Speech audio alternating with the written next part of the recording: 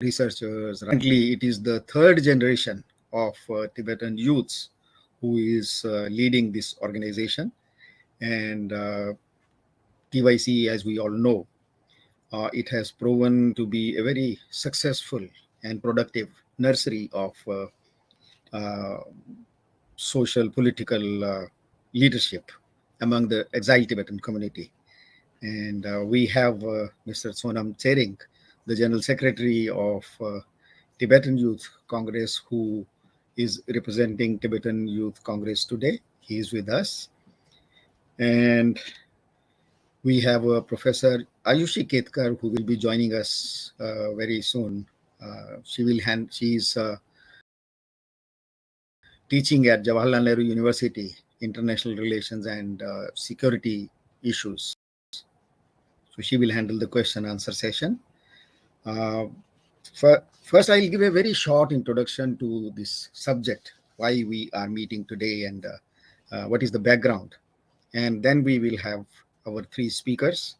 Our three speakers today are John Jones, who is the Campaign Policy and Research Manager at Free Tibet.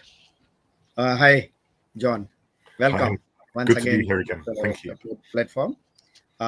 Free Tibet is a prominent advocacy group which is supporting the cause of free and independent Tibet.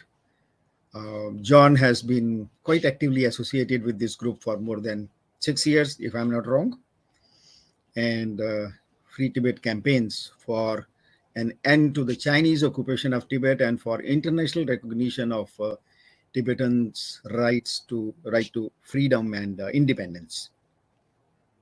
And then we have our other second speaker is Eleanor Byrne Rosengren. Welcome, Eleanor. Eleanor is the co-founder of Tibet Solidarity in UK. And earlier she has been with the steering committee of International Tibet Network and also a former director of Free Tibet in UK. So she is the secretary of, she has also been the secretary of the cross-party group on Tibet in the Scottish Parliament, and she has handled many campaigns on behalf of Scottish Green Party. She holds a law degree and MA in human rights, and she has worked for many NGOs which include Peace Brigade International, the British Institute of International and Comparative Law, and Burma Human Rights Documentation Unit. So many, you have a long experience with Tibet, and you understand the cause of Tibet, the struggle of Tibet. So welcome, Eleanor. We have our Tibetan expert, Karma Tenzin, who is a very well-known face among the Tibetan community in two capacities. One as a researcher, and second as a teacher to many young Tibetans whom we see in the leadership of Tibetan Youth Congress today. So he has been their teacher also. Karma Tenzin is a research fellow at the Tibet Policy Institute, which is a leading think tank on matters which related to Tibet and China. His special focus is on education, especially education situation in Tibet, the current state of education policies of China in Tibet, the strategies which China has been adopting to brainwash the younger generation of Tibetans, and the impact of these policies on Tibetan people. These have been his focal areas of study, and his research institute interests also include history of Tibetan education and its developments, the education policy, bilingual education especially, and the status of Tibetan language as it the dangers it is facing in Tibet today. So welcome, Karma Tenzin La. Thank you. And very special thanks to Karma Tenzin La, because he is not keeping good health today. But in spite of that, you are very kind that you joined us. So thank you. Special thanks to you. Coming to today's subject, uh, we are talking of how China is using education in Tibet as the last tool of colonizing the Tibetan mind. And this is a very strange, uh, or rather, a very serious issue which Tibet is facing today. Because in 1951, when China formally occupied Tibet, since then, China has been making so many promises of progress and in Tibet, development in Tibet.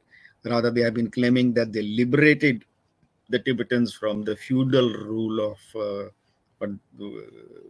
Dalai Lama. But in spite of that, today President Xi Jinping is very shocked to see that there is no end to defiance of Tibetans, which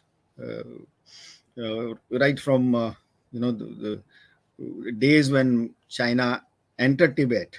So Mao started with the idea that if you knock out religion out of the Tibetan mind, then the remainder will be a patriotic Chinese citizen. And that's how they have been, Mao and the later on rulers of China have been working for many decades to destroy Tibetan culture, religion, social identity. And there have been 3 to 4 generations on which China has worked in this way, but still they find that whether it was those demonstrations of 1989, 1987, 1989, or 2008 uprising in Tibet, so many places just before the Beijing Olympic Games, the Chinese leaders were shocked to see that the Tibetan youths were in the forefront of these uprisings. Uh, in spite that the previous 3 generations have never seen the Dalai Lama or the rule of Dalai Lama, and still the Chinese leaders are shocked to see that they have so deep faith in Tibetan independence, in leadership of Dalai Lama, and their faith in Buddhism, that if you go to the list, for example, the list of 160 Tibetans who have unfortunately taken to self-immolation, President Xi Jinping is shocked to see that a large majority of them are youths who never saw Dalai Lama, who have no experience. Even their fathers and grandparents didn't have experience of Dalai Lama rule. So which shows that the Tibetans have refused to accept Chinese dominance, and those self-immolators, in their last dying moments, they were calling for freedom for Tibet, wanted to see Dalai Lama back into Tibet, and they were expressing their opposition to the Chinese rule. So now, that is why we see that President Xi Jinping has given the call of Tibetan Buddhism with Chinese socialist characters, establishing Tibetan Buddhism in such a way, and uh, that each Tibetan should come out as a true Chinese citizen. So our today's subject leads to that campaign of President Xi Jinping, the way what he is doing, the changes he has brought into education policy, and the forced removal of children from their families and taking them to Communist Party run schools and brainwashing them with the hope that he will produce new generation of Tibetan bodies with Chinese communist mind, who will look like Tibetans but will behave like Chinese. So this is the background to what we are going to discuss today, uh, how the Chinese government is handling the education policy in Tibet. So we have these three experts. So may I request Kama Tenzin first, you please give us your perspective on the situation of education and education policy in Tibet. Thank you. Kama Tenzin.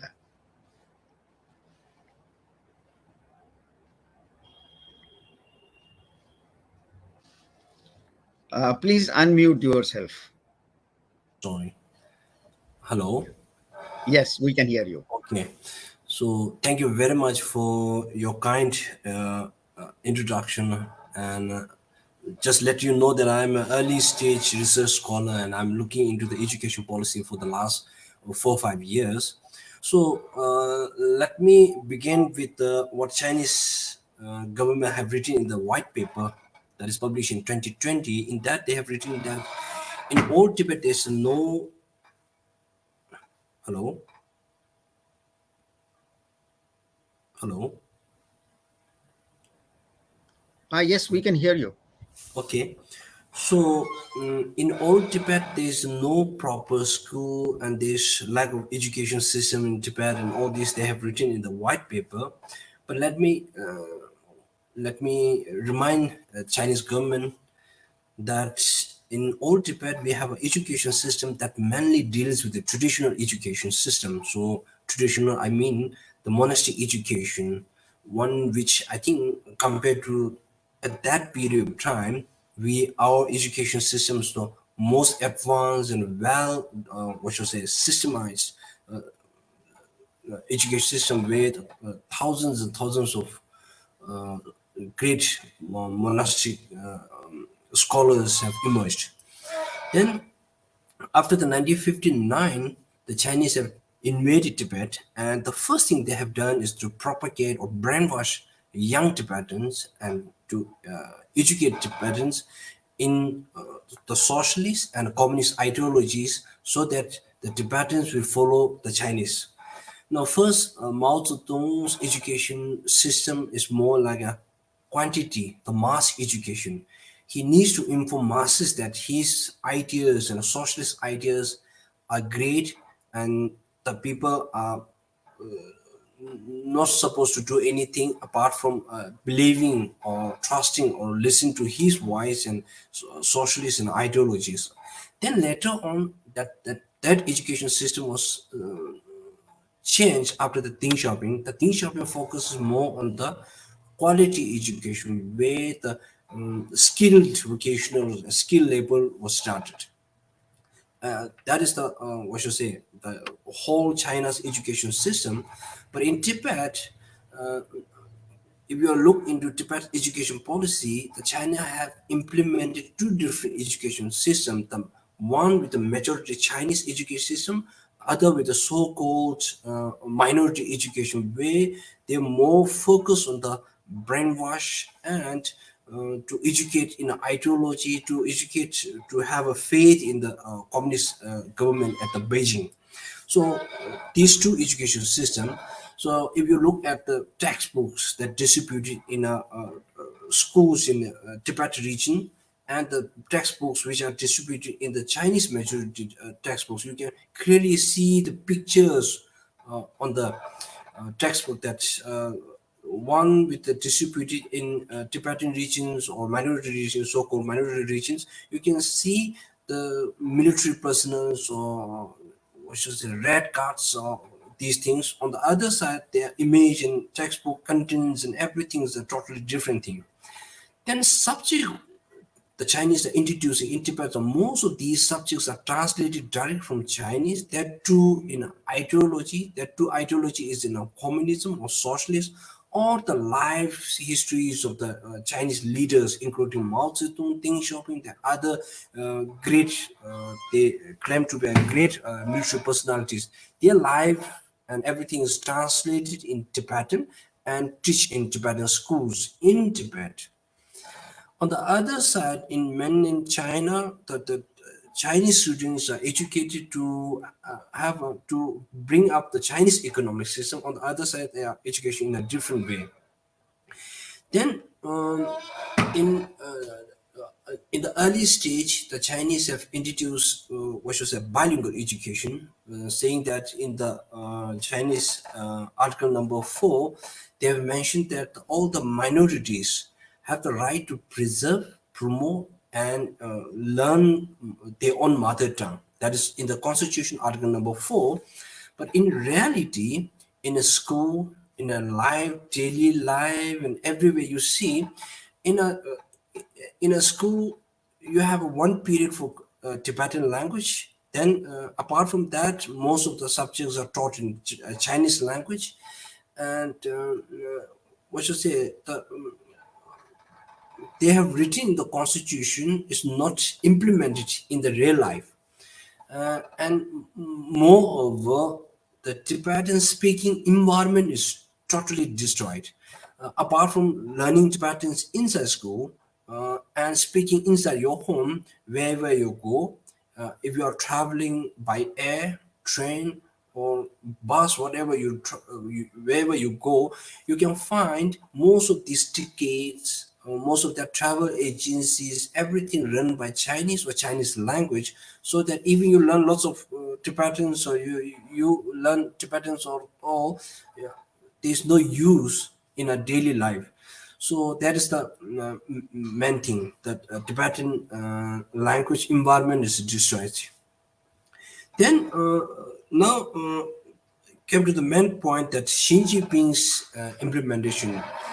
In earlier, the Chinese are very good at educating young minds and brainwashing them. For example, in Cultural Revolution, the Chinese red cards, millions of red cards, the young minds are brainwashed, and they have destroyed not only Tibetan culture and tradition, including Chinese culture and tradition. They have some experts are saying that they have destroyed almost China's history, and China's lots of things have they have destroyed. So during the Cultural Revolution, the Tibetan language, culture, religion, all are included in 4 O's. So you are not supposed to practice that. So after the Cultural Revolution, the Tibetans had little freedom to learn Tibetan language, and so that because of many Tibetan great lamas and leaders in Tibet, they have taken initiatives to learn Tibetan language and to educate young in Tibetan language. So they have taken the initiatives. In 80s and 90s, there are many Tibetan scholars. Those scholars are not educated in Chinese run schools in Tibet. Rather than that, these scholars, what we have right now, are most of them are educated in monasteries or private education systems. Or now under the Xi Jinping's rule, now the private schools are closed. Monasteries are not supposed to teach Tibetan language during the winter holiday. Then you can find lots of kindergartens, preschool run by Tibetan, and the run or medium instructions are Tibetans are closed in many parts of Tibet. Then one incident, they have circulated a government document. In that circular, you can find that the students after the winter during the winter's holiday not supposed to go to monasteries, not supposed to attend any prayer sessions or teachings, or especially the schools which are run by monasteries to teach Tibetan language and religion. So in a nutshell, what Chinese government under the Xi Jinping leader is doing is what anything which is related with the Tibetan language, Tibetan tradition, culture are considered to be anti-separatist elements, so that they want to what should I say, keep distance with the young Tibetans, with the tradition, culture, which is a what should I say, 1,000-old tradition, language, or this. So now, then in the Chinese have introduced one more, that in bilingual education in 2010 they have what should I say formally introduced bilingual education. In bilingual education, in theory they say there's a two different theories. One is attractive and other ones are subtractive. So in bilingual education, if you are going to teach mother tongue with if you are going to introduce a second language, if both language have the similar opportunity to use in a society, in a home, in a school, then that will aid or help the second language to develop along with the mother tongue. So in the subjective theory, if your mother tongue is already there, along with that, if you are going to introduce a second language, and the second language has the more opportunity to use in homes, in office, in daily life, in family, in school, then mother tongue will be slowly vanish from young students. So in Tibet, what is going on is, apart from the class that taught in Tibetan language, then others are in Chinese language. If you want to send letters in Tibet, you have to write the address in Chinese. If you want to travel in air, train, if you want to open a bank account, that is also in Chinese language. There are few banks which are run with both language, but most of banks, everything is run by Chinese. Then government offices, for example, in Tibet Autonomous Region alone, they say that majorities are Tibetan all, but the Chinese who are working in Tibet Autonomous Region, they don't face the problem of learning Tibetan language, because Chinese is the, what should I say, compulsory for everyone to speak and to write and to, what should I say, read and all these things. Then regarding publications in Tibet, so majority publications or dominant publication, for example, the editors in both Tibetan and Chinese, the Chinese editors are paid more and more, what should I say, opportunity, more, what should I say, in many aspects, they have the more power to decide the news and everything. So in a nutshell, the Chinese have trying to uh, what should I say, copy the Soviet systems, what should I say, destroying the language and culture and making these people, apart from skin and blood and race, more like a Chinese. Example, they don't speak Tibetan. They are not able to follow the Tibetan tradition, religion. So, if this kind of, what should I say, education system, especially the colonial boarding school, continues for more years, then there's a danger of losing Tibetan identity, which is a benefit to millions of people around the world. Then last, I want to add one thing. In the Chinese white paper, they have claimed they have developed lots of educations, lots of schools, and they have spent billions of yuans in Tibet to on education. And few years back, they have announced that in Tibet, they don't have enough qualified teachers to teach in Tibet. If Chinese are claiming that if they have spent billions of years for the last 70 years, so they are not able to produce a few qualified Tibetan teachers. As mentioned in a few reports, that Chinese are spending more on the internal security than external. So they are worried too much. If these, for example, what Vijay sir have mentioned in the introduction, the Chinese are worried about many things, always worried about many things, and what happens in the last few years, everything from the self-immolation, protests on the street, and protests on the street by the Tibetan students are, these are the younger generations who have never seen independent Tibet, who have never seen, or they have never had the opportunity to be blessed by Dalai Lama. So these people are rose up. And because of that, the Chinese are worried too much. Even they have spent so much money to brainwashing and educating, and they are, what should I say, they are not giving too much space in the tradition and language or these things. keep on, what should I say, Tibetan youngsters keep on asking for right to language, self-emulating to have a return of His Holiness Dalai Lama, all these things. So because of that, these brainwash, uh, they are spending billions of yuans in education. They have built many schools, modern schools with bringing lots of Chinese teachers from China to educate Tibetan who don't have an idea about the Tibetan language, Tibetan tradition, Tibetan culture, and nothing of sort. So the last one of the Chinese leader have spoken that at the end of the day, uh, when we are educating Tibetan, the end of the day, the result is not how many graduates we have produced. It's not the result we are looking for. Our result is at the end of the day, these people who we have educated for the 50, 70 years, they should follow the ideas of Marxists and Xi Jinping, Mao Zedong, these leaders, rather than His Holiness the Dalai Lama.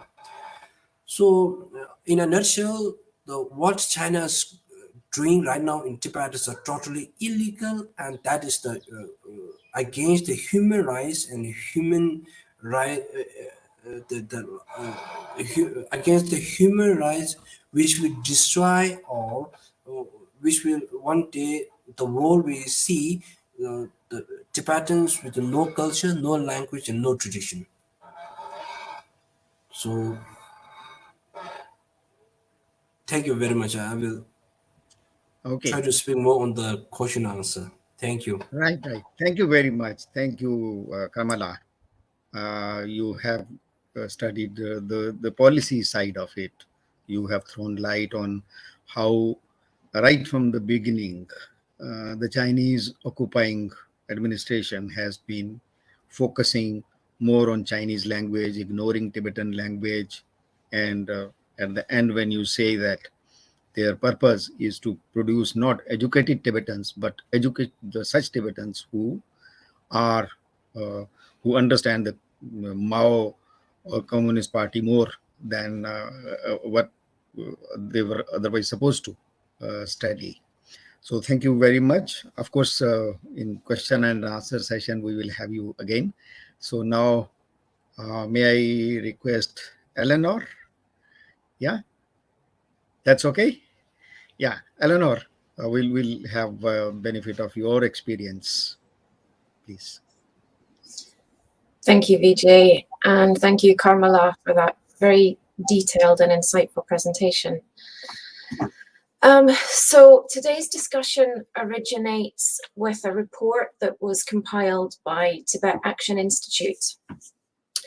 And their research, as we know, has uncovered a vast network of residential schools across Tibet, where Tibetan children are being forced to live their lives separated from their homes, from their families, and from their culture. As you might imagine, this has a dreadful impact on their emotional and psychological well-being, as well as their education. And it is a deliberate attempt by China to assimilate Tibetan identity and to wipe it out. The report has been meticulously researched from a variety of sources. I don't know how many people watching this understand how difficult it is to get information out of Tibet. The lockdown that China has imposed across the country, the levels of security, both physical security and cyber security, the surveillance, the broad range of repressive measures that they have implemented over the years mean it's next to impossible to get information, and it's certainly impossible to get information freely. So Tibet Action Institute, like Free Tibet and Tibet Watch and many other organizations who gather information, rely on incredibly brave individuals who are willing to risk arrest, potentially torture, prison sentences for the sake of sharing the truth. So this issue is something which we've been unaware of, and certainly unaware of the extent of, for a very long time. And we are indebted to those Tibetans who've been brave enough to speak up about it. And especially to those who've had the additional courage to speak about their own personal experiences, because some of the testimonies in the report are quite harrowing. And they are testimonies from people who have endured abuse of various sorts and have found the courage to speak out about it. So the research suggests that 78% of Tibetan children between the ages of 6 and 18 are in these residential schools. That's been calculated as an exact number of 806,218. And if you want to see where those numbers have come from, then I do recommend reading the report. It's very detailed, but it's also very well written and produced. That number is a conservative estimate. The real figure could be as high as 900,000. And there's also an increasing and unknown number of very young children aged around 4 or 5 who are in residential preschools, or essentially residential nurseries. The whole system has been described as similar to the programs of colonial boarding schools that we've seen in the past in the US, in Canada, and in Australia, where Indigenous peoples were taken from their homes and forced into boarding schools in order to assimilate them, essentially, to teach them how to be more like the Western populations who had taken their countries from them. Now, the report describes 3 critical factors that distinguish these kind of schools from ordinary boarding schools. The first is that attendance is not a free choice, either because of requirements enforcing attendance or simply from a lack of any other options for education. The second factor is that the school experience is intended to influence or even erase the students' cultural identity and indoctrinate them with the beliefs, whether religious or ideological, of the colonial power or dominant group. And the third factor is that the students live apart from their parents, families, and communities. These factors are all present in China's system of state-run boarding schools in Tibet. So let's run through the 3 of those quickly. The first one being the lack of choice. So this is occurring in a number of ways in Tibet. The first way is that many local schools have been closed down, or there have been restrictions on the curriculum and what they're allowed to teach, and restrictions on their ability to teach in Tibetan or even to teach Tibetan as a language. One of the most prominent cases that highlights this particular issue is the case of Pashi Wanchuk. He was a shopkeeper, or well, he still is. He no longer runs his shop. He is still with us, fortunately. He was arrested in 2016 after attempting to file a complaint about the lack of language provision for his own family. He didn't protest. He did not take any political actions. He simply sought to file a formal complaint through the usual administrative channels. And then he made the mistake, if you want to call it that, of speaking to journalists from the New York Times. They publicized the story, brought international attention to it, so it wasn't a mistake in that regard, but it did lead to China focusing on him, arresting him, and charging him with inciting separatism. Now, this is not only a ridiculous way of classifying what he was doing, but it's a very specific criminal charge in Chinese law that allows Chinese police and prosecutors to bypass some of the protections that would normally be afforded under the standard criminal law. So he was held for 2 years without charge. He was tortured. He was denied access to his lawyer, to his family.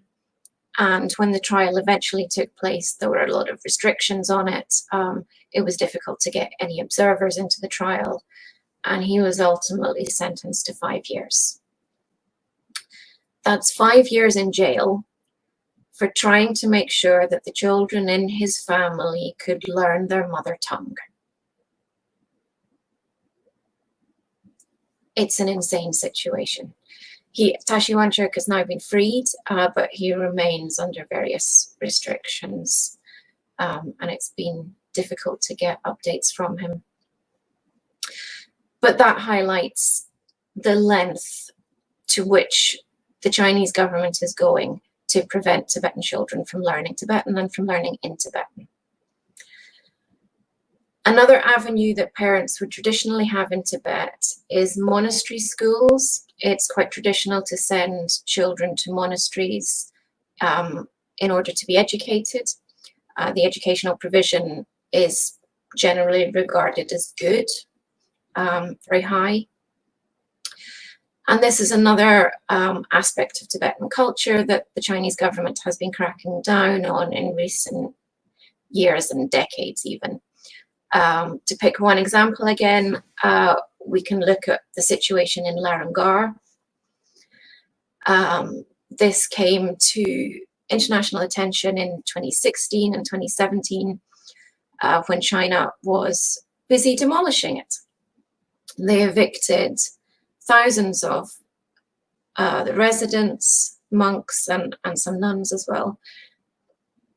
They arrested the senior monks and scholars. They literally sent in bulldozers and knocked down thousands of homes, other buildings. And they are now taking efforts to open it up for tourism, which will be somewhat inconvenient for the monks who are living there and trying to work and study.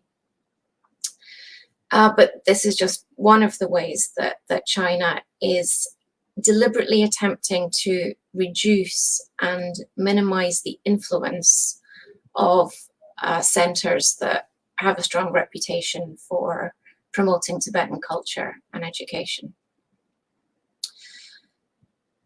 Another reason or another aspect to the lack of choice element is the forced resettlement of nomads.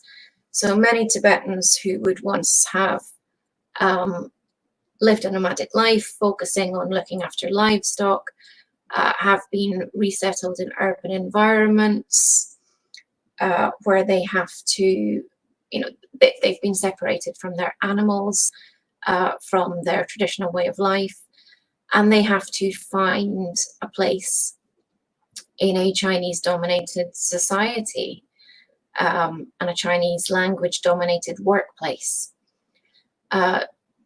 So the need for education, formal education in the first place, and more specifically Chinese language education, becomes a survival factor rather than a choice. And finally, we have evidence of teams going around towns and villages, literally threatening and intimidating parents who are struggling to let go of their children. There's testimony in the report of families who were told they would be punished as if they had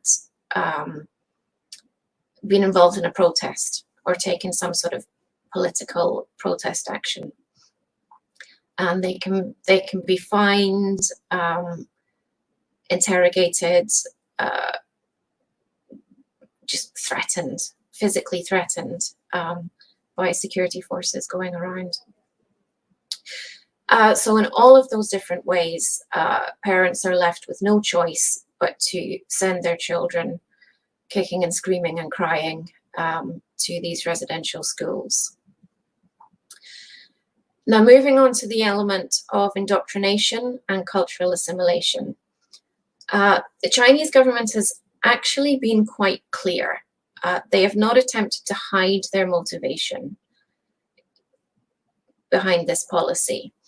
So there's a quote from China's State Council addressing education and saying that the purpose of the boarding schools is to guide students of all ethnic groups to establish a correct view of the country, nation, religion, history, and culture. A correct view. It's not what you would normally read in any education policy, certainly not in this part of the world, fortunately, but it's language that we see repeatedly in Chinese policy documents. Another quote from the State Council in a document entitled Decision on Accelerating the Development of Ethnic Education goes on to explain how officials are obliged to strengthen boarding school construction in what they call minority areas, and that the goal of this is for students of all ethnic minorities to study in a school, live in a school, and grow up in a school. So they've been quite clear that they want these children to spend their lives immersed in indoctrination. And they've said that one of the aims of this policy is to realize the long-term stability of the country. So we can see a clear link that China has put out there quite clearly, showing that this indoctrination and assimilation policy is a critical component of stability. So they obviously believe that this will wipe out the desire to protest. They could not have been more wrong. But we have testimony in the report from children explaining how they've been taught to feel ashamed of their own ethnicity, of their own culture, to feel that they're unclean or simply not good enough, that they're uncivilized. And these are themes that we've seen in Chinese propaganda throughout decades. We've got testimony in the report of children being forced to watch propaganda films,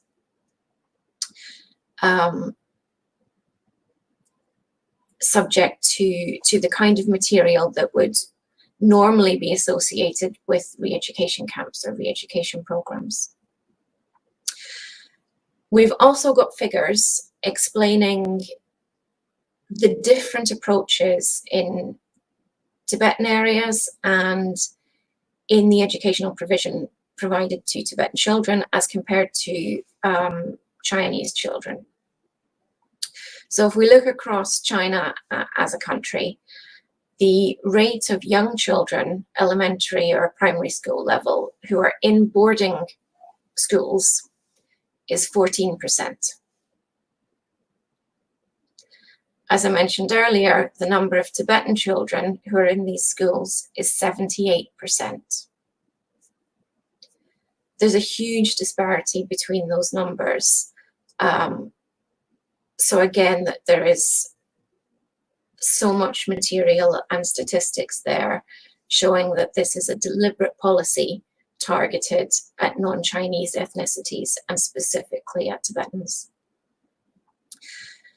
And if you look at restrictions on language across other groups, we can see similar approaches having been taken in southern Mongolia and East Turkestan, with the camps that the Uyghur people have been subjected to.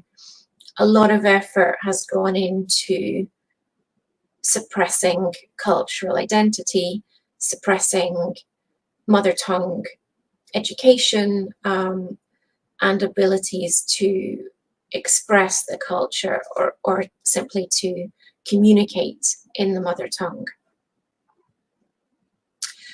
So finally, we come on to the aspect of separation.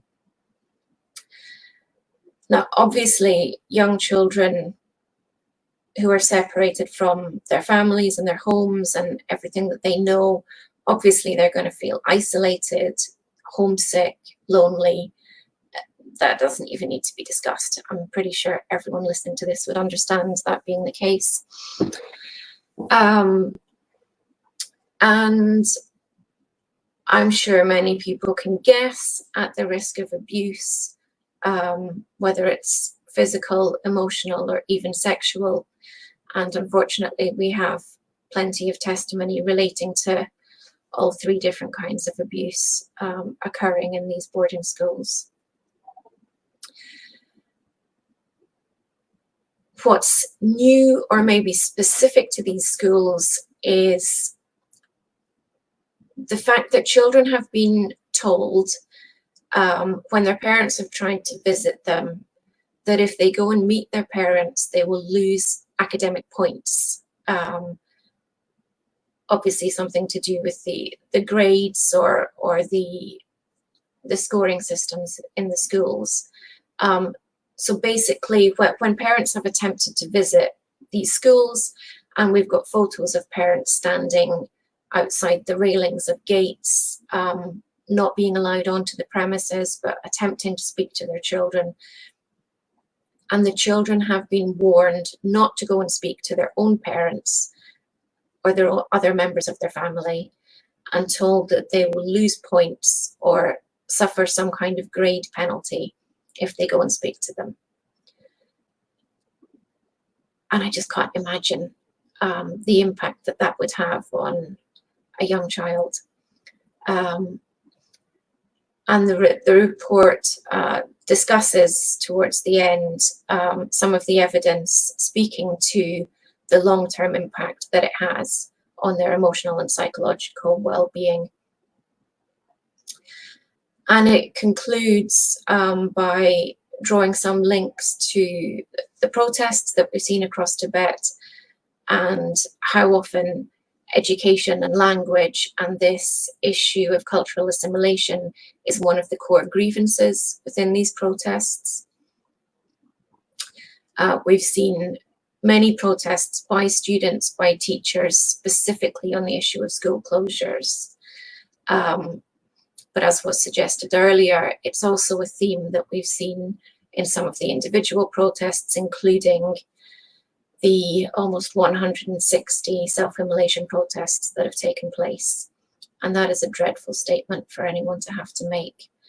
And it's one that we must listen to. And I believe John is going to speak more about the campaigning and advocacy efforts that have been taking place across the world.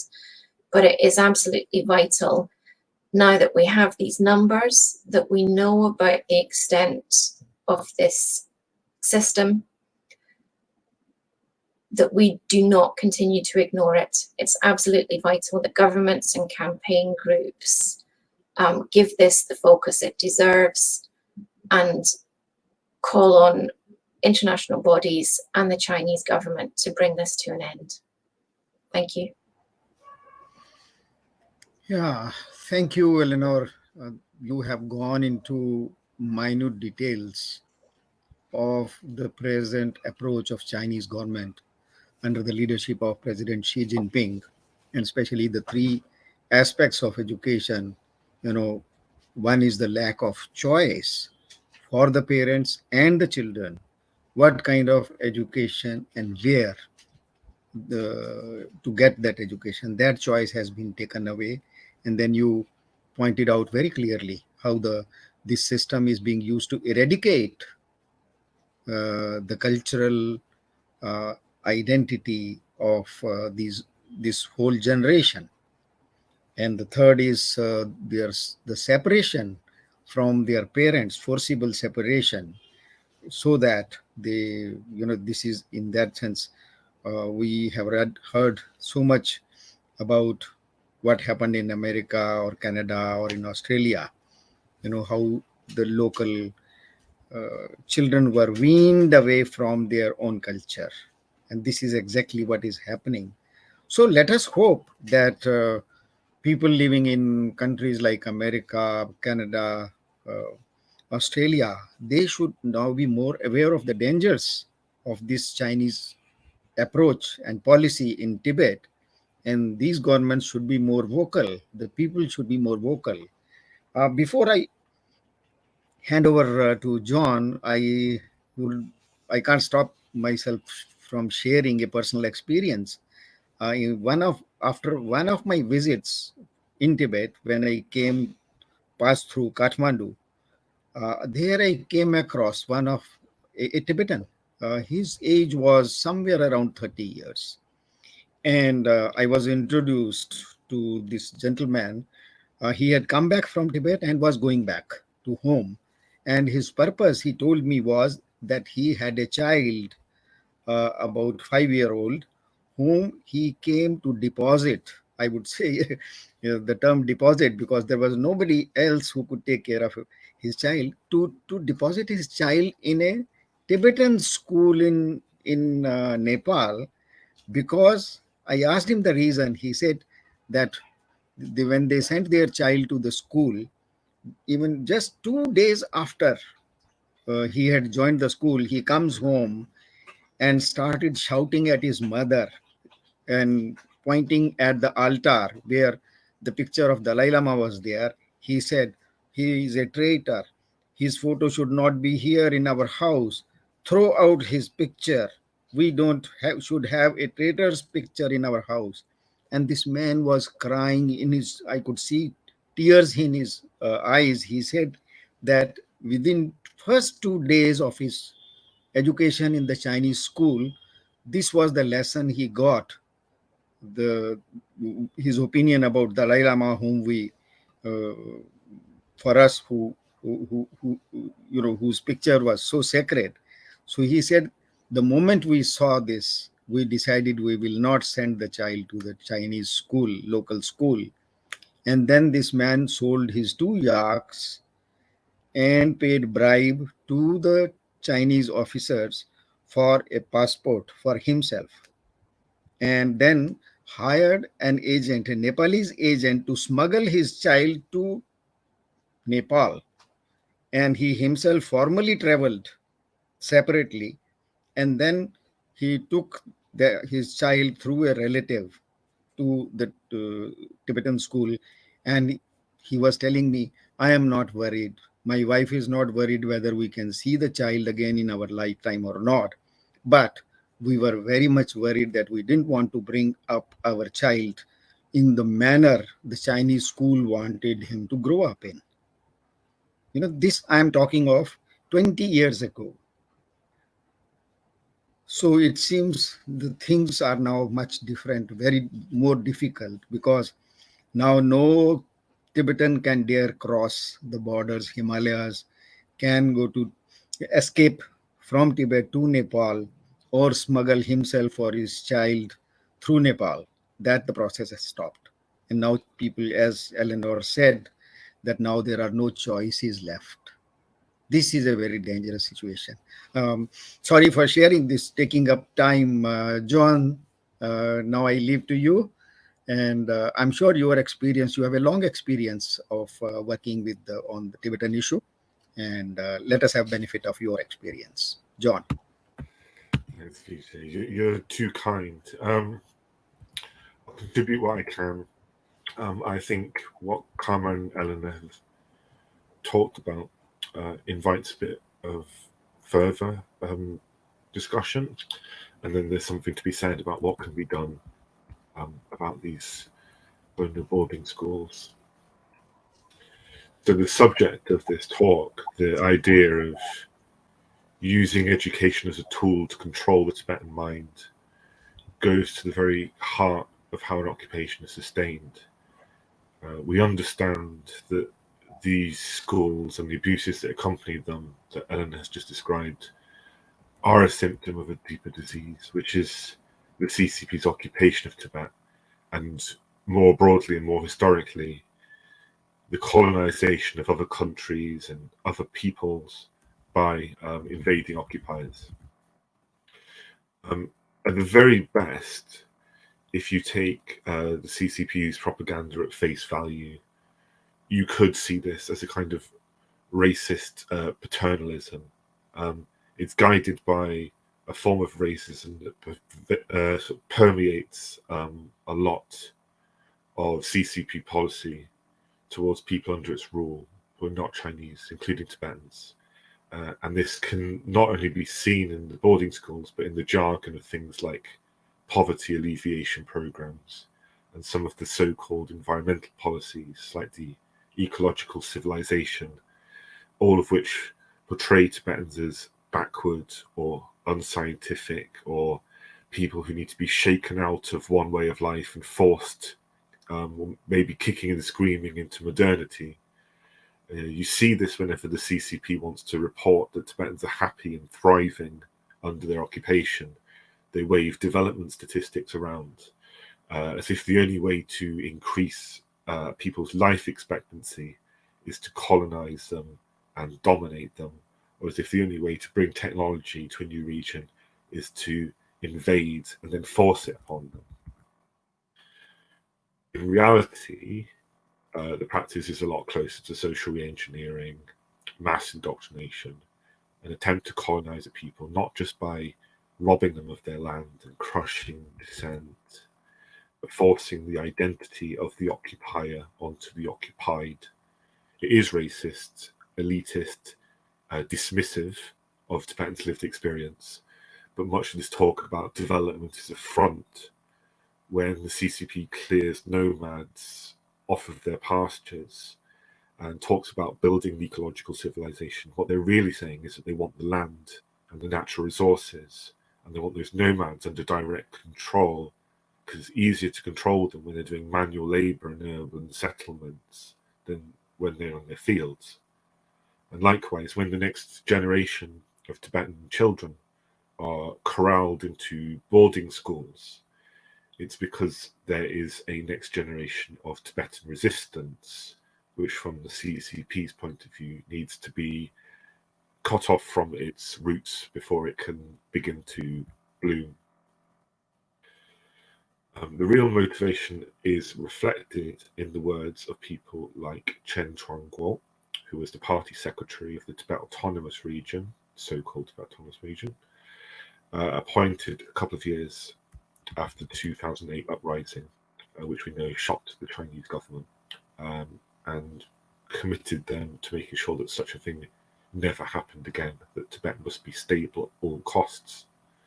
It picked this guy, the party picked this guy Chen to do it, and he had to show he was doing a good job, so he'd often boast about his successes, and one of the policies that he boasted about was his attempt to eradicate Tibetan identity.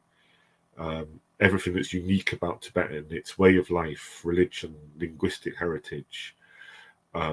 He wanted to eradicate all of that, and the process was dubbed breaking lineage, breaking roots, breaking connections, and breaking origins. In practice, it manifested as campaigns to promote so-called ethnic unity between Tibetans and Chinese through encouraging them to marry, and importing Chinese settlers into places like Hassa, where they would work and establish their presence in the city. So when we look at these colonial boarding schools, one of the things we have to ask is whether the CCP, according to its own words, according to its own standards, cares about development in Tibet and cares about the well-being of these children. And we can sort of look at the evidence. On the one hand, they're demolishing schools. They're closing down other schools like Sendruk Taxi Middle School in Golog, which is where the recently released political prisoner Rinchen Ki taught until it was closed, and she was arrested last August for speaking out about it. We can see that the CCP are restricting the curriculum to relegate Tibetan to a regular school subject rather than a language that Tibetans should be learning and using in their daily lives. We've seen calls to strip Tibetan of its status as a minority language. We've seen authorities banning monasteries from teaching Tibetan to the lay community. Eleanor mentioned Pashi Wanchuk. That's how his origin story of his Tibetan advocacy began. The absence of options in his native Kyagudu county after monasteries were forced to stop giving language classes. All of these policies, and then at the same time, the Chinese government claims that these residential schools that Tibetan children have to go to are filling a gap because Tibet is so sparsely populated and these children need education and there are so few schools. Well, how on earth did that happen? Who caused that? So this theme that we see is of the CCP creating problems, invading, occupying a country, creating problems, and then imposing its own solutions. So you close the local schools, you cut off access to education, and then you impose boarding schools. And again, just like the nomads, you create problems like saying that Tibetan nomads in rural Tibet are not doing productive work.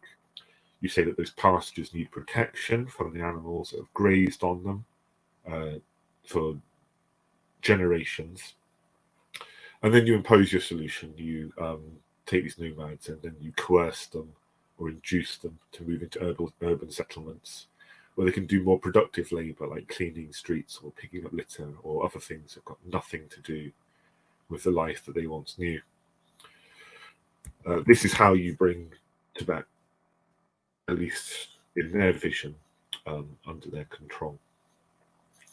The damage that these schools do, Ellen has spoken a little bit about this.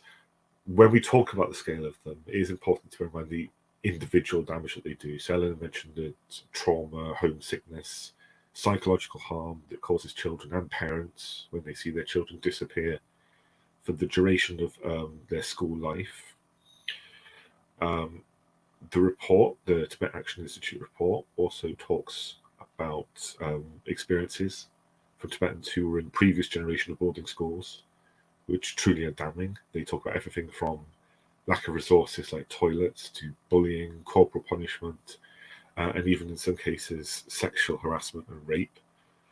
But also another side effect of these schools is that not only are Tibetan children indoctrinated during class time, but the commitment to cutting children off from their heritage is all pervading. So there's examples from the report of children in one of the boarding schools in Hassa, for example, being barred from visiting the Jokang temple at any time. Or another case from Central Tibet of a school principal boasting that they would have staff who would intercept Tibetan children so that during religious holidays, if the Tibetan children try to attend religious events, these staff would catch them and then escort them back to the school. So there's absolutely no way that they want these children to escape this closed bubble of indoctrination. It's not just about filling a gap, because Tibetan children are not getting the education that the CCP so sorely wants them to get after bulldozing their schools or closing their schools. It's also a full-on attempt to reprogram the next generation to ensure that something like 2008 does not happen again, where the next generation of Tibetans protest and challenge CCP rule. And as Eleanor mentioned again, that commitment to cutting out protest isn't going so well. I work at Tibet Watch part of my time, and we get a constant flurry of stories of Tibetans who continue to carry out protests. And as we've seen recently as well, a couple of cases of self-immolations.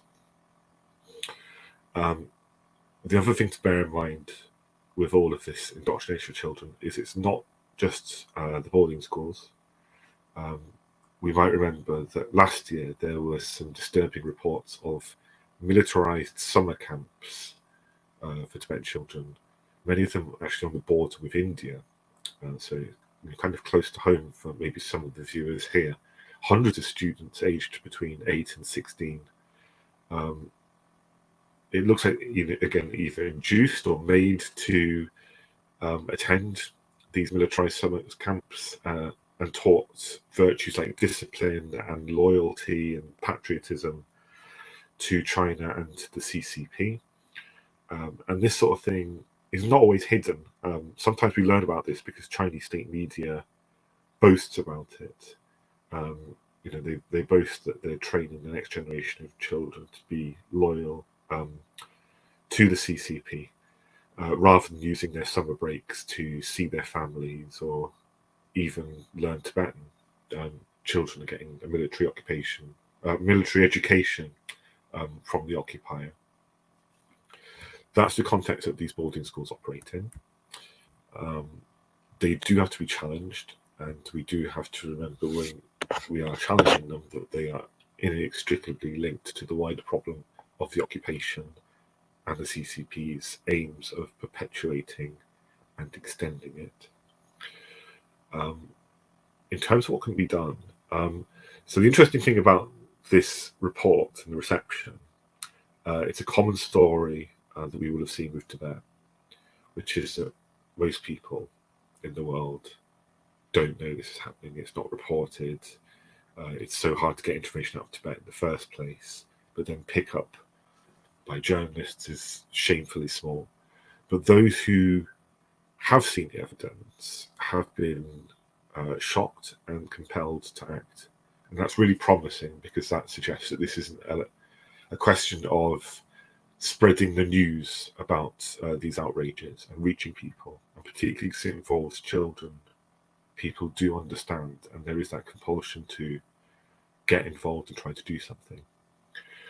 So there's been advocacy efforts in several countries, and I know that in the UK, this system of colonial boarding schools was raised in Parliament by one MP, Devendra Mishra. He raised it in a debate in February, and I think MPs in other countries have raised them too. And at the same time, the thing that we're really trying to push at the moment is an online action, which is targeting the United Nations High Commissioner for Human Rights, Michelle Bachelet, telling her to speak out about the mass detention of these children, the indoctrination for political ends. And you can find that action if you haven't taken it already. It's on the Tibet Network, the Tibet Action Institute website, probably on the SFT website. It's definitely on the Free Tibet website. We can't stop pushing this action. All combined, just under 15,000 people from around the world have taken part in this action, which is impressive numbers for Tibet, especially since this action was launched, I think, just under a month ago. It demands that Michelle Bachelet issues a public statement of concern on Tibet and requests immediate access to Tibet, including monitoring visit to the boarding schools. We want to get that action to 20,000 people. One of the reasons is that there is a real sense of disappointment with how Michelle Bachelet has conducted herself as the High Commissioner for Human Rights. She's been completely silent on Tibet and East Turkestan, and in criticizing the Chinese government since her appointment in 2018. We need her to listen. We need the numbers to grow on this action, and we also need journalists and MPs, and where possible governments, to take notice of this action and the groundswell of opinion that's propelling it. And the more noise that all of us can make, the more likely it is that she can break her silence on Tibet, and that maybe we can see a bit of movement on challenging this regime of repression and indoctrination. And I think I'll leave it there. Thank you.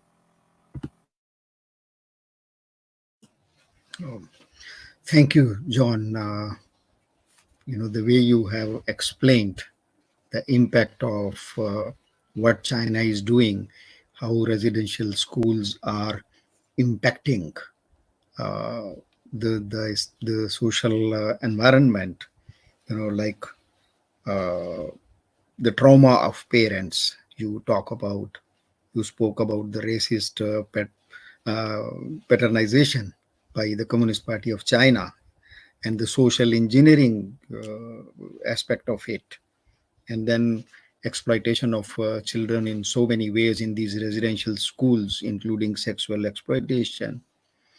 And I can't agree with you more when you say that the world community has to stand up and make China account for its conduct in Tibet. Let us hope that efforts which are being made by Free Tibet and other organizations are going to compel the international organizations, United Nations, and various other groups and world governments to challenge China on its policy of depriving a full generation of Tibetans from its own roots. So thank you very much. I think the three presentations by our panelists who are so well informed have presented almost a complete picture of what is going on in today's Tibet in the name of education. How the Chinese government, especially the President Xi Jinping, his personal initiative of converting the entire Tibetan race, eradicating its identity, like rebooting the Tibetan minds and installing the Communist Party of China's program into their minds. That is something which I'm sure the world community must take note of. So I hope we have Ayushi Ketkar with us. Hello. Yeah. Yes, Ayushi. So now it's your turn. I'm sure you have picked up a few questions for quick questions. We have about 14 minutes or for question answers, I would say 10 minutes, because we will have Sonam Seringla for vote of thanks. Yeah.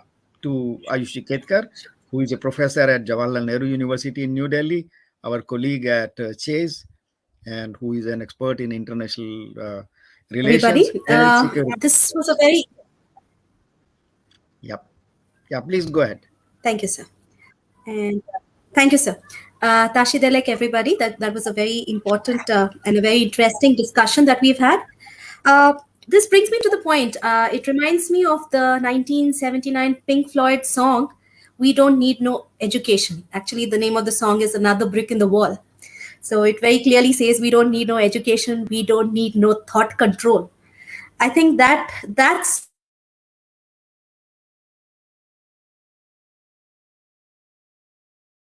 is really worrisome because here is an entire generation of children who are bound to lose their very identity. So this kind of is a very dire situation. My question to comment. The civilized world is all about human rights, mental health. We celebrate these days. Okay. 10th December as Human Rights Day, 10th October as World Mental Health Day. And still these things happen. This is really shocking, and Vijay sir, being the senior most in this group, I would like you to actually kind of, comment on how these things, it will affect the entire humanity in the long run, because we already have enough of big issues to deal with, climate change.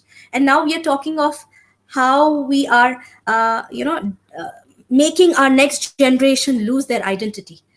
Schools have been the centers of socialization, of identity creation. Here, instead of educating students, we are talking of indoctrinating them.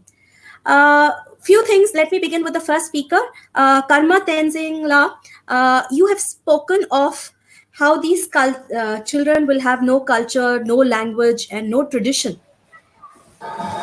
Do you think, Tenzingla, that this is going to backfire? Is there a possibility of this backfiring? Because you see, most of the immolations have been by people who have not seen Tibet or not met Dalai Lama.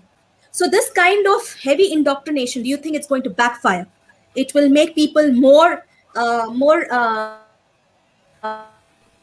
they'll care more for their identity and they'll fight for it. They'll fight it with their lives. Okay, so I would like you to comment on this. Eleanor, you have mentioned a very, in fact, 2 points that there are questions based on it. One is you're saying this is a very important piece of information, very important data that you have given, that more than 70% of the children are in these kind of schools. Okay, away from their parents, away from their family, away from their community. And you've spoken of lack of choice. So is this lack of choice something that you see will stay in the long run? Because China, with its deep pockets and with its known unethical behavior, do you think this kind of a situation will continue? Or do you see activists like you, like John Jones and the organizations, Free Tibet Organization, Tibet Solidarity Organization, and many of these organizations, do you think they are going to reverse this situation? Is there a possibility? And for you, John, sir, you have, I think this is a point that has come in all the three speakers.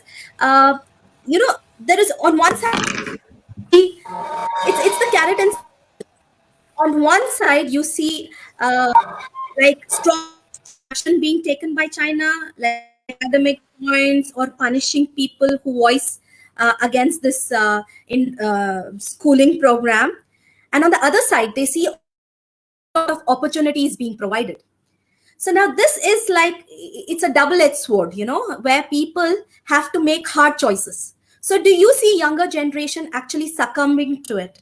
Do you think they would feel at some point or the other that might be these opportunities way more than consequences they have to face if they stick to their ethnicity, they stick to their culture, if they stick to their traditions?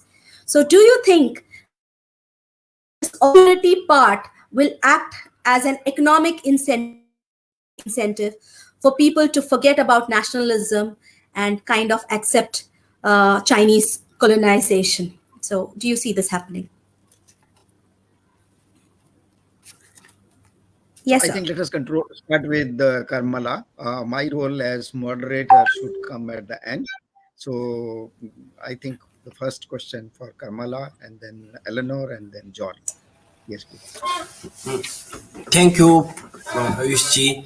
So I think Chinese leaders should think that we are in the 21st century, that world is not like before.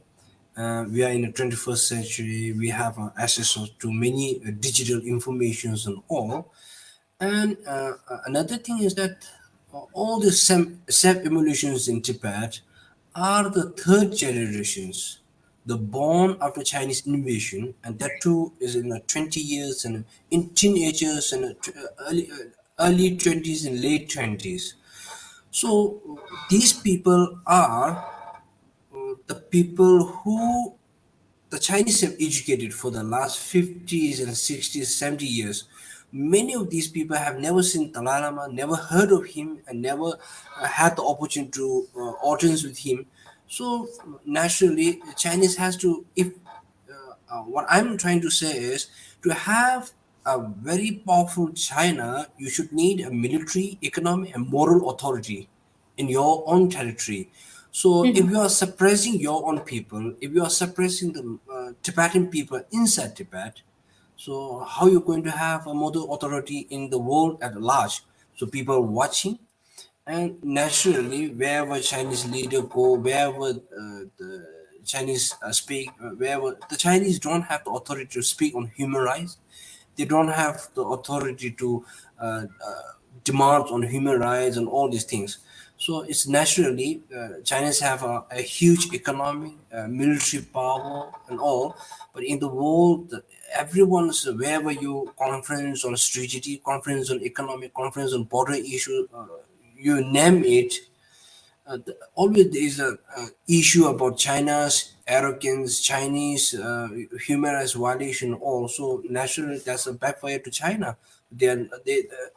They are in 21st century, but their thinkings and their ideology is still that they are still believing in the dead ideology, the social Soviet socialist, what should I say, utopia. So I think this is not going to work. In Tibet, they have never worked. They can control the human physically, but they can't control the mentally. The minds of Tibetans and beliefs are still with the Tibetan language, Tibetan tradition, culture, and how much you suppress these or how much you control these things, the people have a more, what should I say, a stronger urge to have a more connection with the Tibetan culture and tradition and His Holiness the Dalai Lama. Thank you. Yeah, thank you. Eleanor. Thank you for the question. And I love that you quoted Pink Floyd. So my question was about how long this is likely to go on for. Now, China has a habit of putting together 30-year plans rather than 5-year plans or 1-year plans, and they've clearly invested a lot in the infrastructure and the systems. So I don't think the threat of this continuing or even increasing and the impact that that will have on Tibetan culture and identity, I don't think that threat should be underestimated. It's very real. However, China is not immune to international criticism. It likes to pretend that it is, and it's very good at bluster and talking about their hurt feelings and how they don't care what other people are doing, even though these two are almost contradictory. They do care, and the criticism will hurt them. So we do have a chance to influence the policies if governments around the world can show some backbone and take a strong stance on this issue.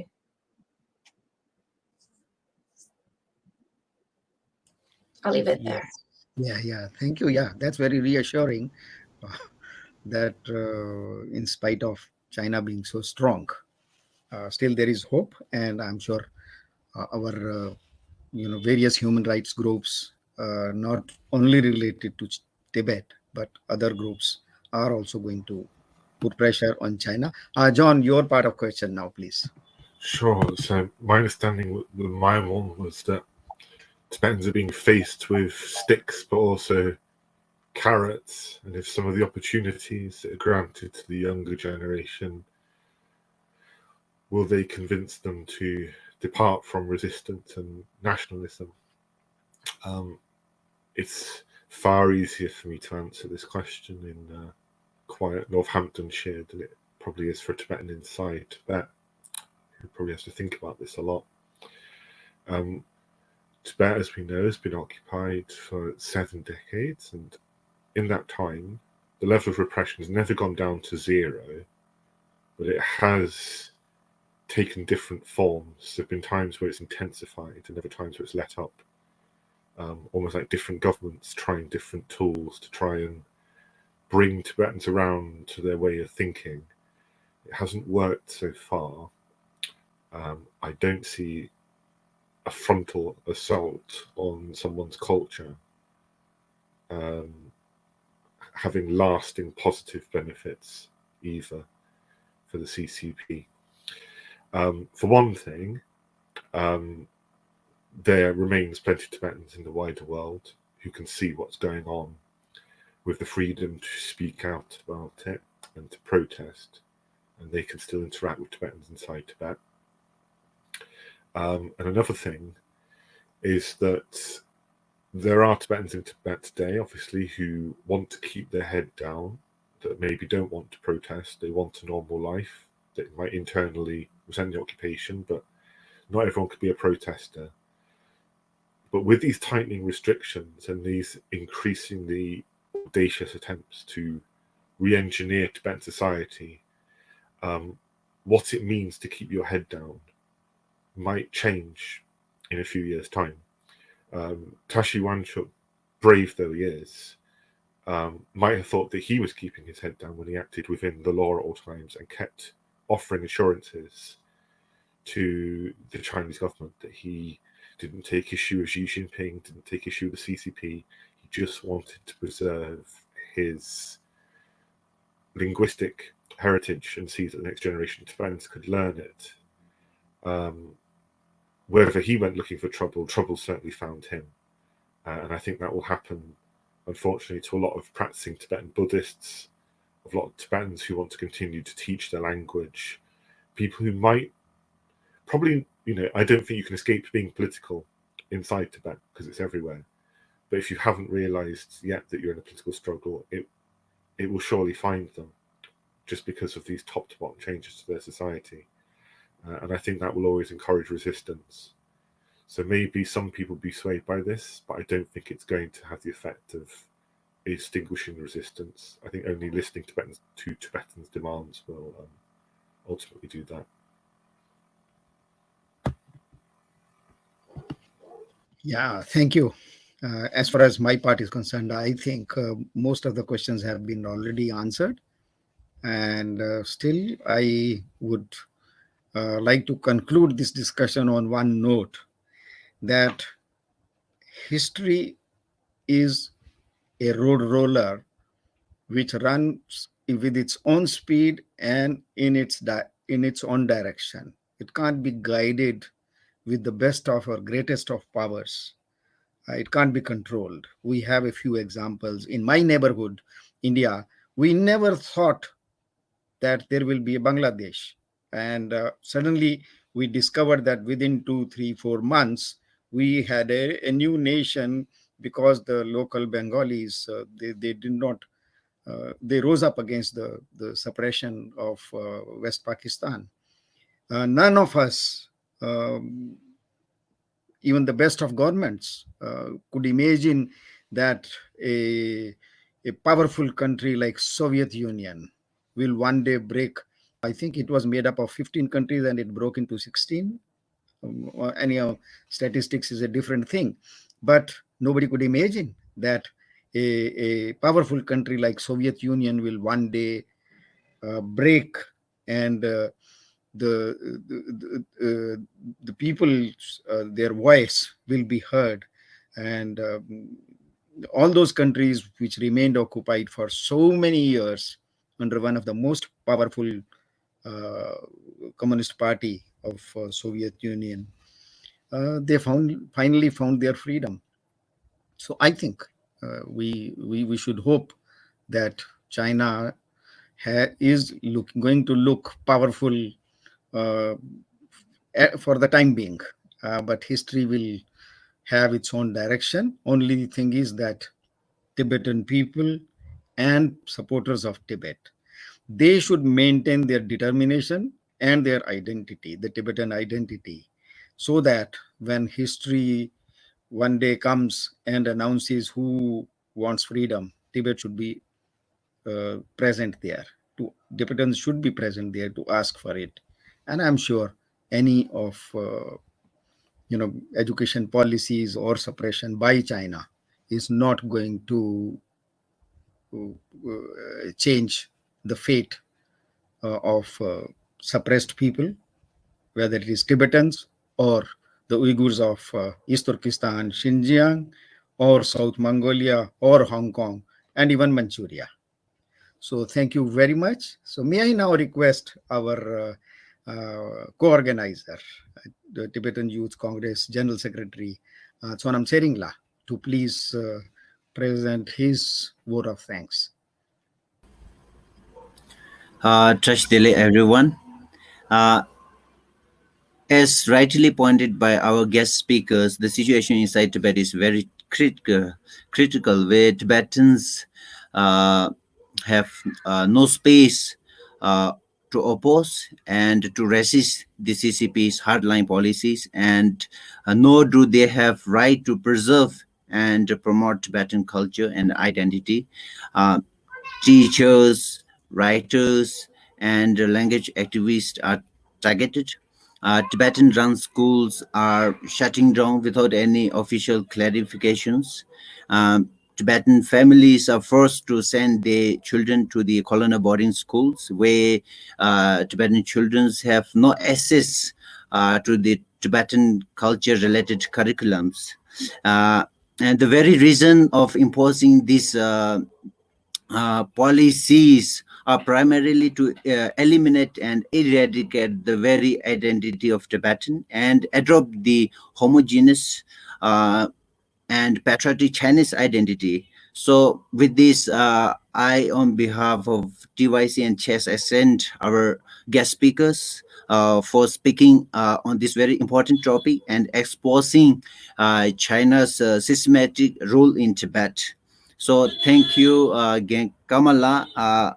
Although Gen Kamala is not feeling well today, gonna took part in this webinar. Gen Kamala is also my social science teacher when I was in class 2.